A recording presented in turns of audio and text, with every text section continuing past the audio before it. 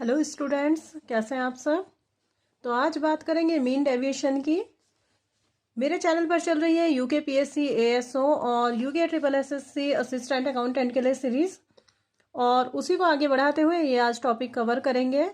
साथ ही साथ ये जो सीरीज़ है ये आपके स्टेट्स जिस भी पार्ट में आती है उसके लिए बहुत ही बेनिफिशियल है। सेपरेट प्लेलिस्ट स्टेट्स के नाम से मैंने बना दी है, तो उसे भी जाकर आप चेकआउट कर सकते हैं। ऐसा नहीं है कि सिर्फ कॉम्पिटिटिव एग्जाम्स वालों के लिए ही ये बेनिफिशियल है, बल्कि ये जहाँ भी स्टेट्स आती है सबके लिए ही एक तरह से बहुत ही अच्छा अपॉर्चुनिटी होने वाली है, क्योंकि सारे के सारे टॉपिक बहुत ही डीपली कवर करवाए जा रहे हैं। तो चलिए स्टार्ट करते हैं। आज का टॉपिक रहेगा मीन डेविएशन, जिसको हिंदी में बोलते हैं माध्य विचलन। क्या है भाई माध्य विचलन?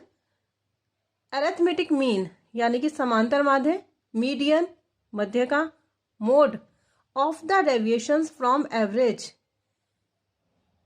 एवरेज से इन सब का डेविएशन जो होता है वो होता है क्या? Mean deviation. कैसे होता है अभी देखेंगे। विचलन जो होता है उसको बोलते हैं मीन डेविएशन। तो देखें क्या बोला इन्होंने आगे। माध्य विचलन केंद्रीय प्रवृत्ति के किसी माप सामांतर माध्य, मध्य का या भूस्टिक से श्रेणी के विभिन्न पदों के निरपेक्ष विचलनों का माध्य है। आपको सीरीज दे रखी है, देखो बच्चों, एक्स दिया हुआ है और आपने एक्स बार निकाल लिया, उससे मीडियन निकाल लिया, उससे आपने जेड निकाल लिया उससे। फिर उसके बाद आप क्या करोगे? डी एक्स निकालोगे, डी जेड निकालोगे, डी एम निकालोगे। तो ये कैसे कैसे निकालोगे ये तो क्वेश्चन मैं आपको करवाऊंगी। तो बस ये ध्यान में रखना है कि जो ये सब समांतर माध्य होते हैं, मध्य का होती है, भूस्टिक होता है, इन सब का जब एवरेज से क्या लिया जाता है? विचलन लिया जाता है, तो उसको हम बोलते हैं मीन डेविएशन। इसमें एक चीज बहुत इंपॉर्टेंट है याद रखने के लिए कि इसमें माइनस को इग्नोर कर देते हैं और इसको कहीं पे माइनस है कहीं पे प्लस है, बस उसे एज अ प्लस ही काउंट करते हैं। अच्छा, इसको क्या कहा जाता है ये भी आपके क्वेश्चन में आ सकता है कि फर्स्ट मोमेंट ऑफ डिस्पर्शन क्या होता है? तो ये होता है मीन डेविएशन। ठीक है, याद रखना, first moment of dispersion is mean deviation. कह रहे हैं कि जितना ज्यादा माध्य विचलन होगा यानी कि मीन डेविएशन होगा, उतना ही अधिक अपकिरण या फैलाव होगा। ठीक है, यानी कि जितनी बड़ी वैल्यू आपकी मीन डेविएशन की आएगी, आप ये मान सकते हैं कि उतना ही ज्यादा फैलाव होगा किसी सीरीज में। तो ये था आपका क्या? Mean deviation. एडवांटेजेस देख लेते हैं इसके बच्चों। क्या है एडवांटेजेस? एडवांटेजेस इसके हैं, calculation possible from any measures that is mean, median, mod. Calculation इसमें कहीं से भी कर सकते हो, किसी भी मेजर से, मीन से भी कर सकते हो, मीडियन से भी कर सकते हो और मॉड से भी कर सकते हो। इजी होता है कैलकुलेशन में। हालांकि मुझे तो ये इजी नहीं लगता, क्योंकि बहुत ही लेंथी प्रोसीजर हो जाता है और फिर बड़ी परेशानी होती है। लेकिन इन्होंने कहा है तो हम मान लेते हैं कि ये क्या होता है? Easy to calculate, depends on all values. हाँ, ये डिपेंड्स होता है सभी वैल्यूज पर, ये बिल्कुल सही बात है। शुरू से लेकर सीरीज जहां से स्टार्ट होती है और जहां खत्म होती है, सब जगह क्या होता है? सारी वैल्यूज का यूज होता है इसमें। Less effect bye extreme values, ये वाला पॉइंट जो है ना वो इतना ज्यादा इंपॉर्टेंट होता है और मैं सब में करवा रही हूँ ये। तो इस पर एक्सट्रीम वैल्यूज का क्या होता है? बहुत कम इफेक्ट पड़ता है। इजी टू अंडरस्टैंड करने में भी इजी होता है।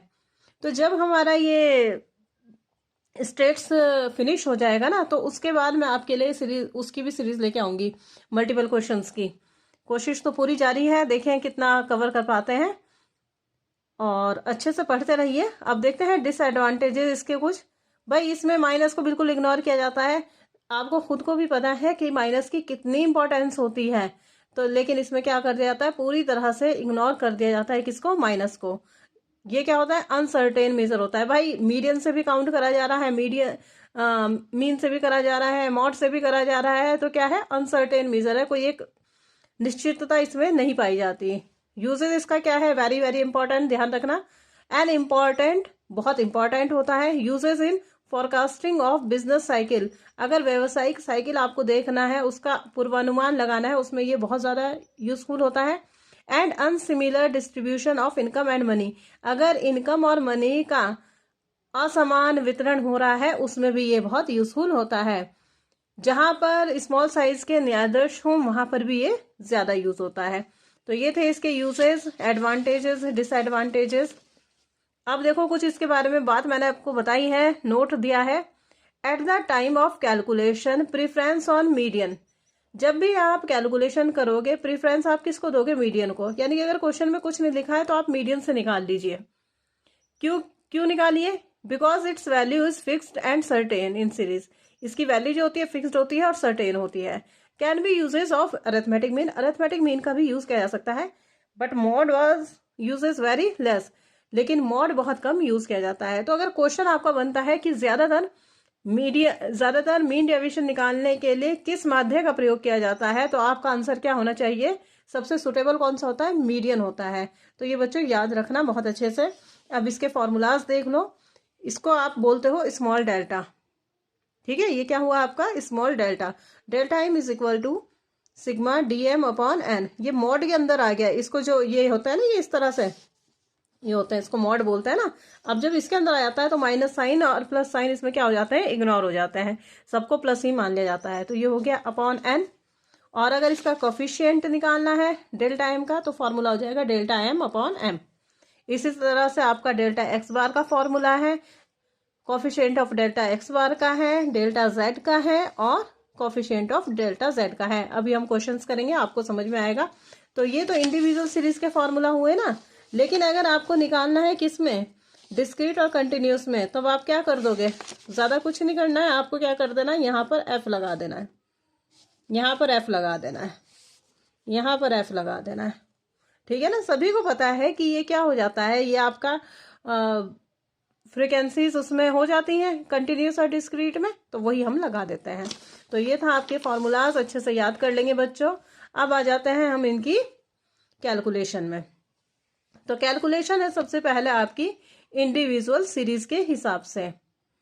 ठीक है, तो चलो इसे देखते हैं हम। आपको क्वेश्चन दिया है, कह रहे हैं कंप्यूट एमडी यानी कि mean deviation and it's coefficient from the arithmetic mean, median and mode.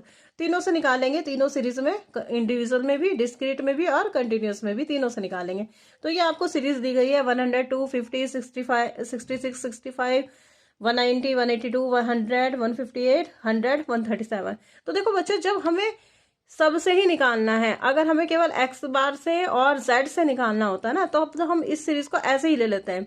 लेकिन आपको पता है मीडियन में मैंने आपको बताया था असेंडिंग या डिसेंडिंग ऑर्डर में आप इस सीरीज को लगा लोगे। तो वही हमने करा यहाँ पर, ज्यादा कुछ नहीं। हमने इसको क्या करा? असेंडिंग सीरीज में लगा दिया, 50, 65, 66 इस तरह करके। ठीक है, तो ये टोटल है कितने भाई? 10 है। तो ये हो गया आपका क्या? n बराबर 10। ठीक है, अब बात करते हैं इसके डेविएशंस निकालने की। तो डेविएशंस इसके निकालेंगे, कैसे निकलेंगे? बहुत इजी है। सबसे पहले हमें इसका क्या निकालना है? एक्स बार निकालना है, एम निकालना है और जेड निकालना है। तो एक्स बार तो आपको पता है sigma X upon N. Sigma X आपका आ रहा है 1150 डिवाइडेड बाई 10। तो आपका जो एक्स बार है वो आ गया आपका कितना? ये निकाल दें यहाँ पर, X bar is equal to sigma X upon N. इसी तरह एम निकाल दिया। एम आपको निकालना आता है, मैंने आपको बताया हुआ है मीडियन कैसे निकलता है। Size of N plus 1/2th item, ये आपने निकाल दिया इस तरह से करके। साइज ऑफ 5.5 आया था। फिर आप क्या करते हो? Size of 5th item plus size of 6th item divided by 2। इस तरह से आपने क्या कर दिया? साइज ऑफ 5th आइटम आपका कौन सा है भाई? 5th आइटम है आपका 100 और 6th आइटम है 102। तो 100 प्लस 102 डिवाइडेड बाई 2, ये आ गया आपका आंसर 101। और z आपने देख लिया, जो इसकी फ्रीक्वेंसी सबसे ज्यादा है किसी भी सीरीज में, तो वो आपका z हो गया। तो 100 इसमें 2 बार है, तो वो आपका z हो गया। तो ये आ गया आपका z 100। लिख दिया हमने यहाँ पे x बराबर 115, m इज इक्वल टू 101 और z इज इक्वल टू 110। लेकिन बात क्या हो रही है? बात हम किसकी कर रहे हैं? डेविएशंस निकालने की। डेविएशंस आपके कैसे निकलते हैं भाई? डेविएशन होता है ये बच्चों। डेविएशन किसकी बात कर रही हूँ मैं? इसकी बात कर रही हूँ। ठीक है, इसकी बात कर रही हूँ मैं, बात कर रही हूँ इसकी, मैं बात कर रही हूँ इसकी। ठीक है, तो ये है आपका। तो ये कैसे निकलता है? dx बार ये निकलता है x माइनस एक्स बार। तो बच्चों x बार आपके पास है 115, अभी हमने काउंट करा, और आपको निकालना है x minus x bar. Means that इसमें से इसको माइनस करना है। तो 50 में से 115 को करोगे आप, ये आ जाएगा। 65 में से 115 को करोगे ये आ जाएगा। इस तरह से आप 66 में से 115 को करोगे तो ये आ जाएगा आपका, और बाद में आप इसको क्या कर दोगे, ऐड कर लोगे। हो गया। ऐसे ही आप m में करोगे, ये भी क्या है, dm, x minus m, x से आप m माइनस करोगे, x से आप m माइनस करोगे, जितने भी x है सबसे आप m को क्या करते जाओगे, माइनस, लास्ट में टोटल कर दोगे। सेम एज dz करोगे, x से आप z को माइनस करोगे, x से z को, x से z को, इस तरह से आप माइनस करोगे तो ये भी निकल जाएगा आपका सिग्मा dz। ये निकल गई, ये वैल्यूज आ गई आपकी। अब आप क्या करोगे, आप क्वेश्चन में पुटअप कर दोगे, आप फॉर्मूला में पुटअप कर दोगे। कैसे करोगे, delta x bar is equal to sigma d x bar upon n is equal to d x bar कितना है बच्चों, 414 डिवाइडेड बाई 10। आंसर आ गया आपका 41.4। आप कोफिशिएंट भी निकाल दोगे डेल्टा एक्स बार का। कैसे निकाल दोगे, delta x bar upon x bar, ये आपका आंसर आ जाएगा 41.4 अपॉन 115, ये आ गया आंसर। ठीक है। डेल्टा एम निकालोगे, कैसे निकालोगे, sigma D M upon N, कितना आया था डी एम, ये आया था आपका 388, रख दिया आपने, वैल्यू रख दी, पुट कर दी, आ गया आंसर। ऐसे ही कोफिशिएंट निकाल दोगे। ऐसे ही आप डेल्टा जेड का निकालोगे, डेल्टा जेड की वैल्यू पुट करोगे, फॉर्मूला लगाओगे, फिर वैल्यूज पुट कर दोगे। ठीक है। तो ये इस तरह से आपका किस में निकलता है, ये निकलता है आपका इंडिविजुअल सीरीज में। और क्योंकि आप बहुत अच्छे बच्चे हैं, कंपटीशन की तैयारी कर रहे हैं, तो मैं ये मान सकती हूँ कि आपको फॉर्मूला में पुट करनी वैल्यूज जरूर आती होंगी। जो बेसिक चीजें हैं वो मैं आपको बता दे रही हूँ, लेकिन कैलकुलेशन करके जरूर देखिए एक बार। चलिए अब देखते हैं डिस्क्रीट सीरीज। ये दी है आपको क्वेश्चन में, क्या, डिस्क्रीट सीरीज ये है आपके पास। आपने क्या करा, सबसे पहले आप करोगे कैलकुलेशन तीनों की, एक्स बार की, एम की और जेड की। तो ये दिया है आपको क्वेश्चन, तो आपको पता है, देखो एक्स हो है, एफ है, सबसे पहले एक्स बार, एम और जेड निकालेंगे। तो उसमें आपको एम निकालने के लिए इसमें सी एफ भी चाहिएगा, आप कर लोगे, निकाल लोगे। आपको एफ एक्स भी चाहिएगा, क्योंकि फॉर्मूला इसमें अब क्या हो जाएगा एक्स बार का, X bar is equal to sigma F X upon N, F X भी चाहिएगा। और आप क्या करोगे, ग्रुपिंग मेथड भी इसमें लगाओगे। क्यों लगाओगे ग्रुपिंग मेथड, क्योंकि देखो क्या हो रहा है, जो इसकी फ्रिक्वेंसी है वो नजदीक नजदीक ही है, 30, 25, तो ये क्या कर लेते हैं, इसमें हम ग्रुपिंग मेथड लगा लेते हैं। तो ग्रुपिंग मेथड लगाना भी मैंने आपको बताया हुआ है कैसे लगता है, फिर भी चलो देख लेंगे एक बार। तो सबसे पहले एक्स बार निकाल दिया, sigma F X upon N करके, आ गया आंसर। एन इसमें क्या होता है, सबको पता है, टोटल ऑफ फ्रिक्वेंसी। एम निकालोगे, M is equal to size of N plus 1 by 2th item, ये इस तरह करके आपका आ रहा है 50.5। 50.5 कहाँ देखेंगे बच्चों, ये देखेंगे हम सी एफ में, कहाँ पर है, ये है आपका 50.5, यहाँ पर 71। तो आपका आंसर हो जाएगा मीडियन 2। ये बहुत डिटेल में नहीं बता रही हूँ क्योंकि मैंने आपको पढ़ाया हुआ है। z इज इक्वल टू 1 कैसे आ रहा है, z ग्रुपिंग आपको करनी आती है। ये आपका f है, ये आपका f हो गया। पहले वाले जो कॉलम होता है उसमें क्या बनता है आपका, 2 2 के पेयर बनते हैं। इसके नेक्स्ट वाले में एक छोड़ के 2 2 के पेयर बनते हैं। 4th वाले में 3 3 के पेयर बनते हैं। 5th वाले में एक छोड़कर 3 के पेयर बनते हैं। और 6 वाले में 2 छोड़कर 3 के पेयर बनते हैं। तो देख लिया हमने। सबसे पहले क्या है, फर्स्ट वाले में सबसे बड़ी फ्रिक्वेंसी क्या है, 30। आपने लगा दिया इधर टैली मार्क, ठीक है, इधर टैली मार्क लगा दिया। फिर आपने दूसरे वाले में देखी, इसमें क्या है सबसे बड़ा, 46, और 46 आपका इसमें और इसमें पड़ रहा है, इन दोनों के सामने आप टैली मार्क लगा दोगे। ऐसे यहाँ पे आपका 55 सबसे बड़ा है, इसमें और इसमें आप टैली मार्क्स लगा दोगे। 71, 1 2 3 इन तीनों में आप टैली मार्क लगा दोगे। मतलब वो वैल्यू जितने उसमें पड़ रही है ना, जितने नंबर्स को कवर कर रही है उन सब के आगे टैली मार्क लगता है। 69, 48 इन सब के आगे टैली मार्क लगा दिया और तब आपका आंसर आया। टोटल आया आपका 5। और ये देख लो किसके सामने है भाई, ये 5 आपका 5 है आपका इसके सामने, इसके सामने 1 के सामने। तो आपका आंसर हो जाएगा z इज इक्वल टू 1। ये तो रहा आपका कैलकुलेशन। अभी x बार, m और z की निकाल रहे थे हम। अब भाई बात है मीन डेविएशन की, that is very very important. Calculation of mean deviation कैसे कैलकुलेशन करेंगे हम। अब आपको ज़्यादा कुछ नहीं करना है, और जैसे ये करोगे ना ऐसे ही कंटिन्यूस में करना है। तो ध्यान करना, x हो गया आपके पास, f हो गया, मैंने आपको एक्स बार निकाल के बता दिया, एम निकाल के बता दिया, और मैंने आपको जेड भी निकाल के बता दिया है ना। तो क्या होता है बच्चों, आप डेविएशन निकालोगे एक्स बार से, वही क्या d x, x minus x bar था, तो ये हो गया आपका एक्स। अच्छा, अब इसको ना फ्रीक्वेंसी को, इसको अभी फिलहाल मत देखना।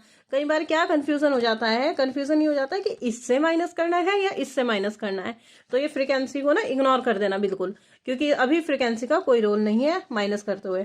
अब आप 0 में से 1.88 को माइनस करोगे तो 1.88 आएगा, 1 में से 1.88 को करोगे 0.88 आएगा, और इसी तरह सो ऑन। ठीक है, टोटल डेविएशन निकालोगे। टोटल डेविएशन, क्योंकि मैंने आपको बताया कि फॉर्मूले में हो जाता है एफ इंक्लूड, तो आप क्या करोगे, एफ की और डीएक्स की मल्टीप्लाई कर दोगे, मीन्स दैट इसकी और इसकी मल्टीप्लाई, 16 इंटू 1.88, ये आ जाएगा आंसर।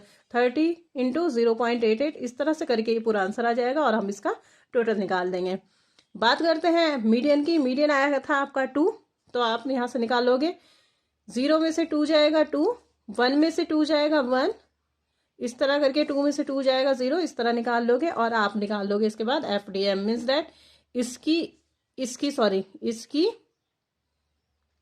और इसकी मल्टीप्लाई ये हो जाएगी।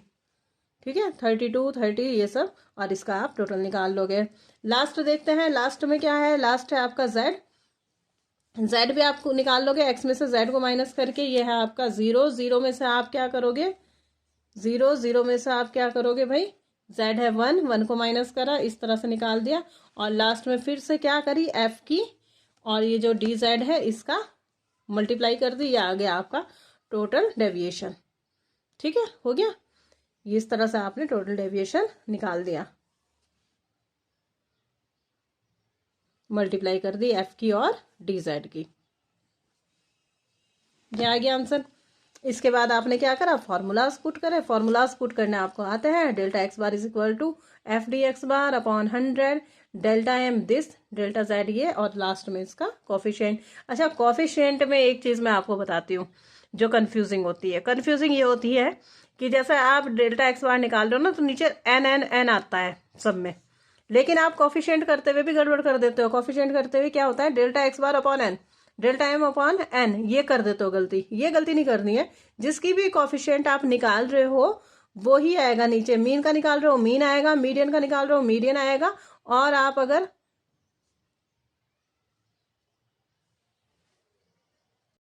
ठीक है, और अगर आप कॉफिशिएंट डेल्टा जेड का निकाल रहे हो तो डेल्टा जेड आएगा नीचे। ठीक है, तो ये था आपका क्या, डिस्क्रीट सीरीज। अब आ जाते हैं बच्चों थोड़ा सा कंटिन्यूस सीरीज भी देख लेते हैं। कंटिन्यूस सीरीज में भी आप क्या करते हो, ये आपके पास सीरीज दी हुई है कंटिन्यूस सीरीज की। मेरा कैमरा छोटा पड़ रहा है और क्वेश्चन बड़े पड़ रहे हैं, ये बहुत बड़े लेंथी क्वेश्चंस होते हैं। ठीक है, ये आपका वो रहेगा क्वेश्चन, और उसके बाद आप कैलकुलेशन करोगे मीन, मीडियन और मॉड की। आपको पता है आपको सी एफ भी चाहिए, एफ एक्स भी चाहिए, तो ये सब आप कर दोगे। आपको एक्स भी चाहिए इसमें। अच्छा, इसमें एक्स क्यों चाहिए, क्योंकि ये एफ एक्स निकालने के लिए एफ की और एक्स की तो मल्टीप्लाई होती है, इन दोनों की तो मल्टीप्लाई होती है, क्योंकि फॉर्मूला क्या होता है एक्स बार का, X bar is equal to sigma F X upon N, है ना। तो ये इस तरह करके आप निकालोगे। आपने क्या करा, आपने सबसे पहले मिड वैल्यू निकाली है 0, 10 की, 5 आ गई, 10, 20 की 15 आ गई। मिड वैल्यूज निकालनी मैंने आपको बताई हुई है ऑलरेडी। सी एफ निकाला, सी एफ कैसे निकलता है, 3, 3 + 5 8, 8 8 16, 16 10 26, ये भी आपको आता है सी एफ। एफ एक्स निकाल दिया इन दोनों की मल्टीप्लाई करके, और फिर ग्रुपिंग मेथड लगा के आपने क्या निकाल दिया, इसका जेड भी निकाल दोगे, है ना। अच्छा देखो, इसमें ज़रा कंटिन्यूस सीरीज में ज़रा लंबा काम होता है। X bar is equal to sigma F X upon N, तो आपने निकाल दिया। एन आपको बताया क्या होता है इसमें, टोटल ऑफ फ्रीक्वेंसी। मीडियन निकालने के लिए आपको पहले स्मॉल एम निकालना होगा, पता है आपको, और फिर capital M. M is equal to size of N by 2th item, 60 upon 2th item, 30th item. 30th item हम कहाँ देख लेंगे, सी एफ में देख लेंगे। किस में पड़ रहा है बच्चों, ये पड़ रहा है यहाँ पर। तो आपकी जो क्लास आएगी वो ये वाली आएगी, और इसमें आपका L1 ये हो जाएगा, L2 ये हो जाएगा, F ये हो जाएगा, और C ये हो जाएगा, सॉरी ये हो जाएगा। पता ही है आपको, मैंने करवा रखा है आपको क्वेश्चन, तो ये आपसे आराम से हो जाएगा। यहाँ वैल्यूज पुट कर दोगे, रख दोगे। जेड की बात कर लेते हैं। जेड का आपको पता है कि जब कभी ऐसा होता है कि आनी चाहिए दूसरी वैल्यू और आ जाती है दूसरी वैल्यू। देखो बच्चों, फ्रीक्वेंसी आपकी कहाँ है, ये फ्रीक्वेंसीज है आपकी, है ना। फ्रीक्वेंसीज में आपका आंसर आना चाहिए अकॉर्डिंग टू, वैसे ये आना चाहिए 13 आंसर, लेकिन आपका आंसर जो आ रहा है कैलकुलेशन करने के बाद ये आ रहा है ये वाला, देख लो चाहे, ये देखो ये आ रहा है ना आंसर। तो ये नहीं आना चाहिए, इसलिए हम क्या करवाएंगे, दूसरा वाला जो फॉर्मूला होता है वो वाला फॉर्मूला लगाएंगे। फॉर्मूला आप लगा दोगे, आपको पता है कि F0 कौन सा होता है, जो आपका आंसर आता है वो F0 होता है, ये F1 होता है, ये F2 होता है, और जिस क्लास में ये पढ़ता है यानी कि F0, ये आपके हो जाएंगे L1 L2। तो यहाँ आप फॉर्मूला पुट कर दोगे, आंसर आपको निकालना आता है। हो गया। अब आगे सेम वही चक्कर जैसा हम करते आ रहे हैं, कैलकुलेशन कर रहे हैं MD की। x है आपके पास, f है आपके पास, dx बार निकाल दोगे कैसे, x माइनस एक्स बार करके, ये आपका x है, 5 से आप 42.33 को माइनस कर दोगे, फिर आगे कर दोगे जो जो वैल्यूज है सबको, फिर आप f dx बार निकाल दोगे, इसकी और इसकी, इनकी दोनों की क्या मल्टीप्लाई, फिर आप dm निकाल लोगे, फिर आप fdm निकाल लोगे। dm में आप क्या करोगे, x माइनस m करोगे पूरी सीरीज में, फिर उसके बाद आप f की और dm की मल्टीप्लाई करोगे, ऐसे ही आप dz में करोगे, है ना, dz में करोगे, और फिर उसके बाद आप f dz निकाल लोगे। वीडियो को रोक रोक के ना देख लेना कैलकुलेशन कैसे करी हुई है, अच्छे से उसको अच्छे से समझ लेना आप, क्योंकि इतने लेंथी क्वेश्चन तो आने नहीं है, लेकिन आपको पता होना चाहिए ना कि कैसे क्वेश्चन करने हैं आपको। और उसके बाद आप फॉर्मूलाज पुट करोगे, ये मैंने फॉर्मूलाज पुट करे हुए हैं, डेल्टा एक्स बार, डेल्टा एम, डेल्टा जेड, ये फॉर्मूलाज हो गए। देखो याद कर लेंगे फॉर्मूलाज इनके, फिर आप कोफिशिएंट भी निकाल दोगे, इनके कोफिशिएंट भी आपके निकल जाएंगे आराम से, ये आपके कोफिशिएंट हो गए।